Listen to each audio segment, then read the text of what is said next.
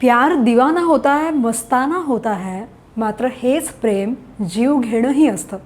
प्रेमावर हजारो कविता लिहिल्या गेल्या, लाखो गाणी बनली. प्रेमासाठी लोकांनी राजवाडे सोडले, घरदार सोडलं, आयुष्य पणाला लावलं. पण गेल्या काही वर्षात देशभरातून समोर आलेल्या काही घटनांकडे पाहिलं तर प्रेमाची हीच भावना अनेकदा भयानक वळण घेताना दिसते. अशा वळणावर जिथे प्रेमाचा शेवट लग्नात, संसारात किंवा सुखी आयुष्यात होत नाही तर थेट खुनात होतो. आज आपण अशी काही प्रकरणं पाहणार आहोत ज्यांनी संपूर्ण देशाला हादरवून सोडलं. यासोबतच प्रेम करणारे हे तरुण एवढ्या टोकाचा निर्णय का घेतात? एकेकाळी एकमेकांसोबत आयुष्य घालवण्याची स्वप्न पाहणारे लोक अचानक एकमेकांच्या जीवावर कसे उठतात? प्रेम कधी जीव घेणं होतं? विचार करायला लावणारा हा व्हिडिओ शेवटपर्यंत नक्की पहा. नमस्कार, मी आकांक्षा आणि तुम्ही पाहताय लगावती. गेल्या काही महिन्यांमध्ये तुम्ही न्यूज चॅनल्स किंवा सोशल मीडियावरती नजर टाकली असेल तर एक गोष्ट नक्की लक्षात आली असेल की प्रेमसंबंधांमधून घडणाऱ्या गुन्ह्यांच्या बातम्या सातत्याने समोर येतात.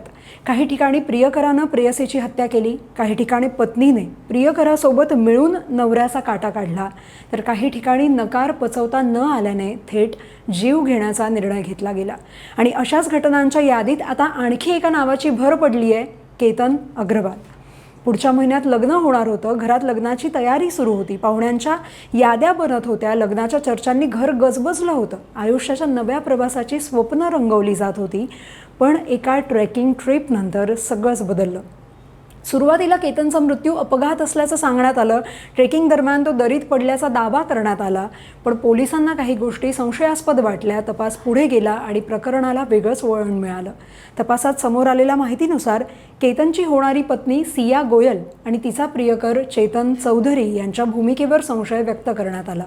लग्न ठरलेलं असतानाच दुसऱ्या व्यक्तीसोबत संबंध असल्याचा आरोप समोर आला. त्यानंतर ट्रेकिंगचा प्लॅन, घटनास्थळावरील परिस्थिती आणि इतर पुरावे तपासल्यानंतर पोलिसांनी हत्या झाल्याचा संशय व्यक्त केला. अर्थात या प्रकरणाचा तपास आणि न्यायालयीन प्रक्रिया सुरू आहे. अंतिम सत्य न्यायालयच ठरवेल. पण या घटनेने पुन्हा एकदा तोच प्रश्न उपस्थित केला की प्रेम माणसाला इतक्या टोकाला का नेतं? खरं तर केतन अग्रवाल प्रकरण ही काही पहिली घटना नाही आहे. याआधी मे 2025मध्ये संपूर्ण देश हादरवणारं राजा रघुवंशी हत्याकांड समोर आलं. मध्य प्रदेशातल्या इंदौरचा राजा रघुवंशी लग्नानंतर पत्नी सोनमसोबत हनीमूनसाठी मेघालयला गेला होता. घरात आनंदाचं वातावरण होतं, नव्या आयुष्याची सुरुवात झाली होती. पण हनीमूनला गेलेलं हे जोडपं अचानक बेपत्ता झालं. काही दिवसांच्या शोधानंतर मेघालयमधील एका खोल दरीत राजाचा मृतदेह सापडला. सुरुवातीला अपघात किंवा अपहरणाचा संशय व्यक्त केला जात होता. मात्र तपास जसजसा पुढे गेला तसं धक्कादायक सत्य समोर आलं की पत्नी सोनमनेच तिच्या जुन्या प्रियकरासोबत मिळून राजाच्या हत्येचा कट रचला होता. राजा रघुवंशी प्रकरणाची चर्चा सुरू असतानाच मेरठमधून आणखी एक धक्कादायक घटना समोर आली. मर्चंट नेव्हीमध्ये काम करणाऱ्या सौरभ राजपूतची त्याची पत्नी मुस्कान आणि तिचा प्रियकर साहिल यांनी मिळून सौरभची हत्या केल्याचा आरोप झाला. या प्रकरणातील सगळ्यात भयानक बाब म्हणजे हत्या केल्यानंतर मृतदेहाचे तुकडे करून तो सिमेंट भरलेल्या निळ्या ड्रममध्ये लपवण्यात आल्याचं समोर आलं. या घटनेने संपूर्ण देश हादरला. पण प्रेमातून घडणाऱ्या गुन्ह्यांची यादी इथेच संपत नाही. श्रद्धा वालकर हत्याकांड देश अजूनही विसरलेला नाही आहे. लिव्ह इन रिलेशनशिपमध्ये राहणाऱ्या श्रद्धाची तिच्याच पार्टनरने हत्या केली. त्यानंतर मृतदेहाचे तुकडे करून अनेक दिवस वेगवेगळ्या ठिकाणी फेकल्याचा आरोप झाला. यानंतर निक्की यादव प्रकरणात प्रेमसंबंध, लग्नाचा वाद आणि त्यातून घडलेली हत्या देशानं पाहिली. तर झारखंडमधील अंकिता सिंग प्रकरणानं एकतर्फी प्रेम किती धोकादायक ठरू शकतं याची जाणीव करून दिली. नकार पचवता न आल्याने एका तरुणाने तिच्यावर पेट्रोल टाकून जिवंत जाळल्याचा आरोप झाला. म्हणजे नावं वेगळी आहेत, राज्य वेगळी आहेत, परिस्थिती वेगळी आहे, पण धागा एकच आहे: प्रेम, संशय, फसवणूक, नकार किंवा तिसऱ्या व्यक्तीची एंट्री.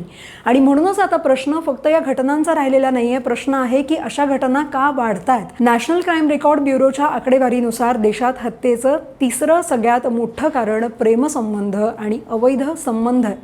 2024मध्ये झालेल्या एकूण हत्यांपैकी तब्बल 2800पेक्षा जास्त हत्यांमागे हीच कारणं होती. म्हणजे साधारण प्रत्येक 10 हत्यांपैकी एक हत्या.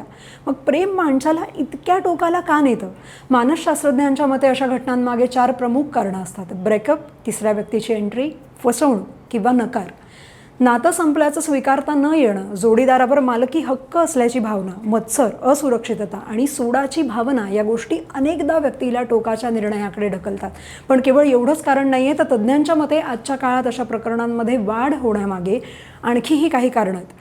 सोशल मीडियामुळे लोकांच्या आयुष्यातील प्रत्येक गोष्ट समोर दिसायला लागली. रिलेशनशिपमधला वाद, संशय, सततची तुलना, ब्रेकअप नंतरही समोरच्या व्यक्तीच्या आयुष्यावरती लक्ष ठेवणं या गोष्टी वाढल्यात. त्याचबरोबर भावनांवर नियंत्रण ठेवण्याची क्षमता कमी होणं, नकार स्वीकारण्याची मानसिक तयारी नसणं आणि माझं नाही तर कोणाचंच नाही अशी धोकादायक मानसिकता देखील वाढताना दिसतीये. विशेष म्हणजे प्रेमातून होणारे बहुतांश गुन्हे हे अचानक घडतच नाही आहेत. त्याआधी दीर्घकाळ राग, संशय, मत्सर, अपमानाची भावना किंवा सूडाची मानसिकता वाढत असते आणि जेव्हा त्या भावनांवर नियंत्रण राहत नाही तेव्हा त्याचं रूपांतर या हिंसेत होतं.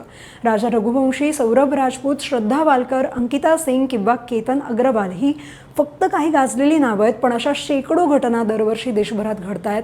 प्रत्येक घटनेची पार्श्वभूमी वेगळी असते, पण शेवटी एकच गोष्ट आहे की प्रेम संपलं की आयुष्य संपत नाही. नातं तुटू शकतं, प्रेमभंग होऊ शकतो, विश्वासघात होऊ शकतो, नकार मिळू शकतो, पण त्यावर उत्तर म्हणून हिंसा किंवा हत्या कधीच पर्याय असू शकत नाहीत. कारण खरं प्रेम माणसाला समजून घ्यायला शिकवतं, स्वीकार करायला शिकवतं आणि सगळ्यात महत्त्वाचं म्हणजे जगायला शिकवतं, जीव घ्यायला नाही. बाकी या संपूर्ण घटनांबद्दल तुमचं मत काय कमेंटमध्ये नक्की सांगा आणि पाहत रहा लगावबत्ती.